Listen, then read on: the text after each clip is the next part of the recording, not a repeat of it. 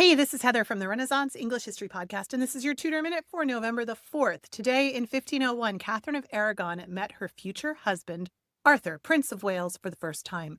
The meeting took place at Dogmer's Field in Hampshire. It didn't exactly go as planned. It actually wasn't planned. Catherine had just arrived in England after a very stormy sea crossing. Her household was wary of allowing her to meet anyone before the formal welcome arranged by her parents and the English court. But Henry VII, ever eager, controlling, wanting to know who this bride was, he rode out himself to see her, bringing Arthur along and catching the Spanish delegation completely off guard. Catherine was only 15. She greeted the king with grace through an interpreter. Henry was reportedly so delighted by her poise that he later wrote to Ferdinand and Isabella, praising her beauty and good manners. Arthur, too, apparently was smitten, describing her as the most beautiful creature in the world. 10 days later, they were married at St. Paul's Cathedral. Less than a year after that, of course, Prince Arthur had died, and Catherine's long, complicated story with the Tudor dynasty had only just begun.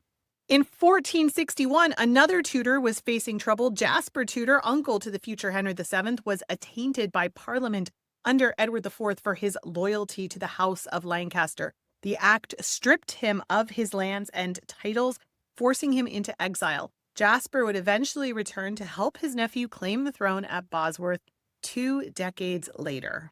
It's a big day also today. In 1530, Cardinal Wolsey was arrested for treason at Cawood Castle by William Walsh and Henry Percy, the Earl of Northumberland.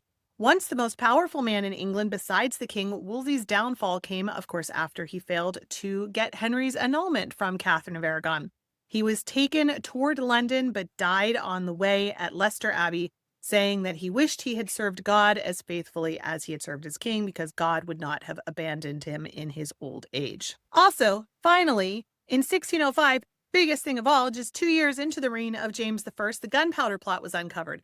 Acting on a tip, authorities searched the cellars beneath the House of Lords and found barrels of gunpowder and a man waiting to ignite them, Guy Fawkes.